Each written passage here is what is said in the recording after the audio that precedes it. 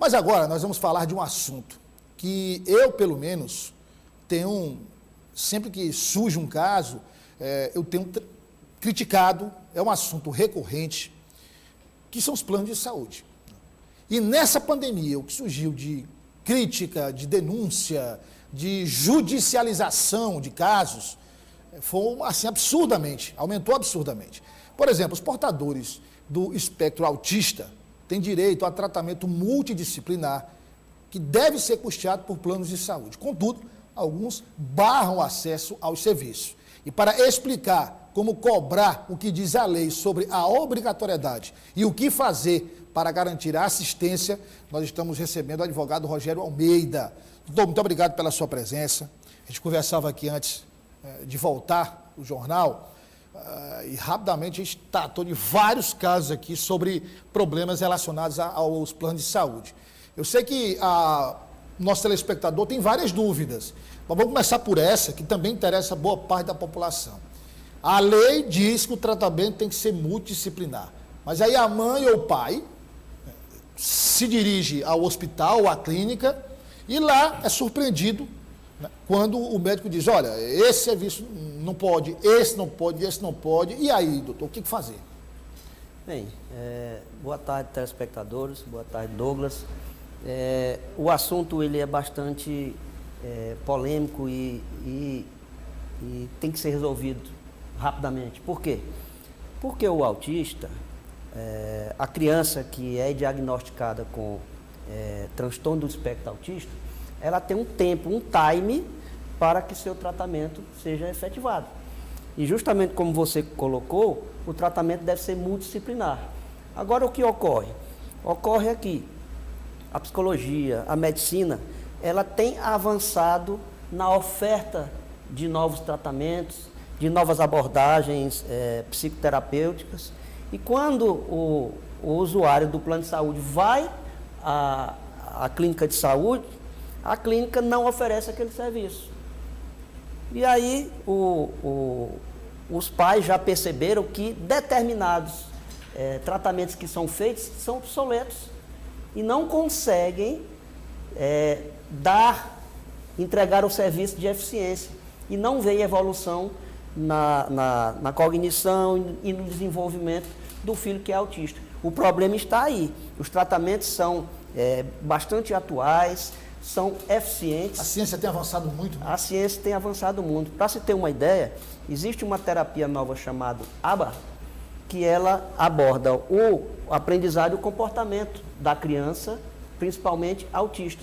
Ela tem tido resultados muito bons. Mas quando as pessoas vão ao plano de saúde, a grande maioria não oferece esse tratamento multidisciplinar com essa abordagem. Aí, suponhamos, doutor, que esse tratamento multidisciplinar de um determinado paciente exija 4 tipos de serviço diferenciados. 4. Aí a mãe ou o pai chega lá e o médico diz, olha, aqui o plano só cobre 2, eu tenho que pagar 2. Aí passa um tempo, não, o plano agora só cobre 1, você tem que pagar 3.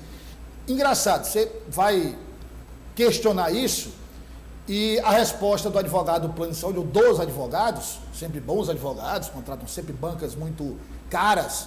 Ora, está tudo no contrato. Bom, está tudo no contrato quando, pelo menos a opinião, eu tenho essa opinião e já conversei com alguns advogados que dizem a mesma coisa. Está no contrato quando você vai assinar. A primeira vez. Você tem lá uma série de questões. Bom, mas isso vai mudando ao longo do tempo. Por exemplo, clínicas são descredenciadas, hospitais são descredenciados, serviços não são mais oferecidos, são criadas uma série de condições, criada uma série de condições que isso não é informado ao usuário.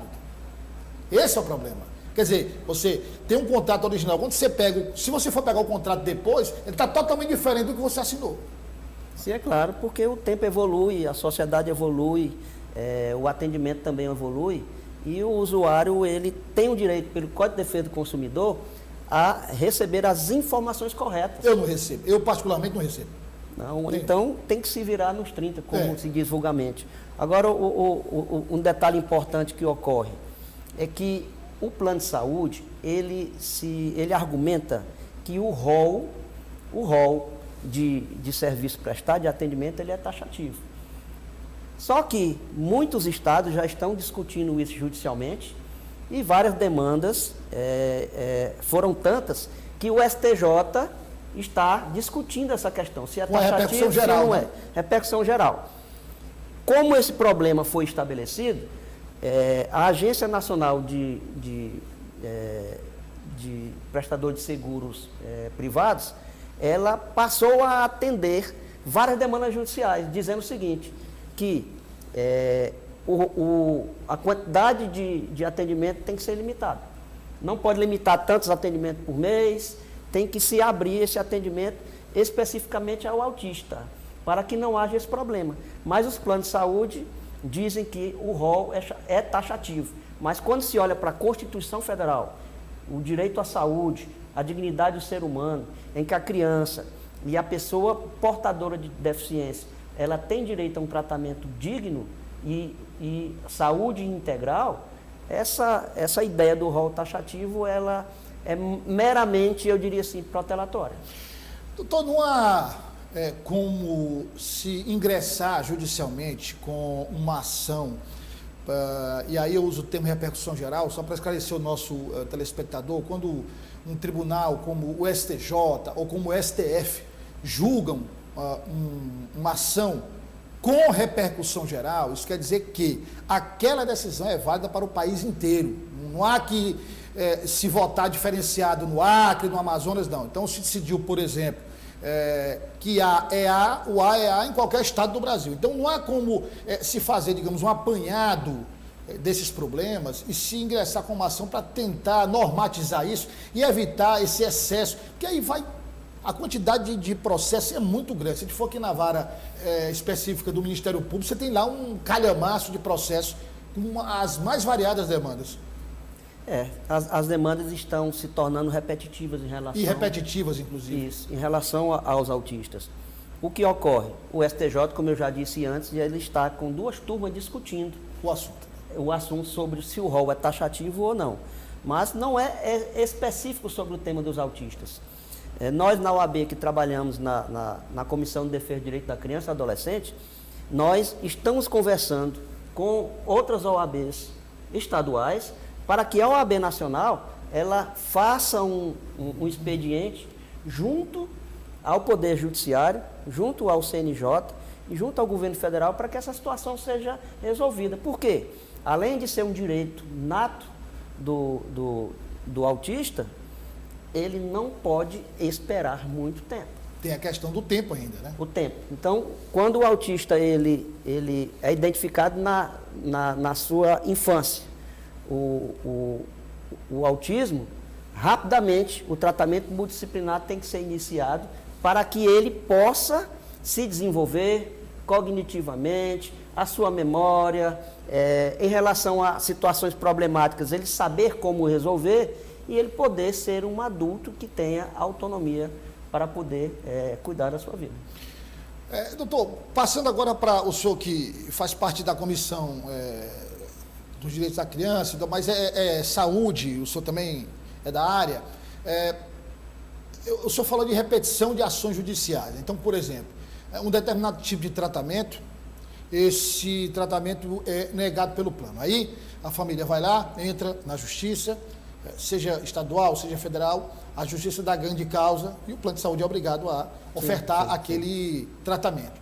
Mas como o senhor disse, demandas repetidas. Se a gente for olhar, tem 20, 30, 40, 50 demandas por ano daquele mesmo assunto. Mas como é uma decisão aqui, e não tem repercussão geral, isso fica até atrapalhando o trabalho do próprio Ministério Público, da Justiça Federal, enfim. Qual a orientação que o senhor daria para quem está nos acompanhando, que paga com muita dificuldade um plano de saúde? E eu estou falando de qualquer tipo de demanda, de qualquer tipo de doença, de tratamento, enfim, que a pessoa entenda que tem direito e o plano nega. É justiça, é judicializar imediatamente? Bem, recentemente a Associação das Famílias e Amigos dos Autistas, Prisma, ingressou com uma reclamação junto ao PROCON. O PROCON abriu um procedimento administrativo e deu voz às representantes das mães dos autistas. Nós da OAB, na Comissão da Criança e Adolescente, na Comissão de Direito Médico, Comissão de de defesa do direito da pessoa com deficiência, estivemos lá, os planos de saúde também estiveram lá e não houve acordo. As últimas palavras do promotor Nivaldo Ribeiro: não há juiz que negue esse direito à saúde e à dignidade da criança. Então nós vamos ingressar, nós PROCON, vamos ingressar com uma demanda judicial para que esse direito seja reconhecido. E nós na OAB estaremos acompanhando. Agora, mais especificamente em relação à sua pergunta, duas medidas elas podem ser tomadas.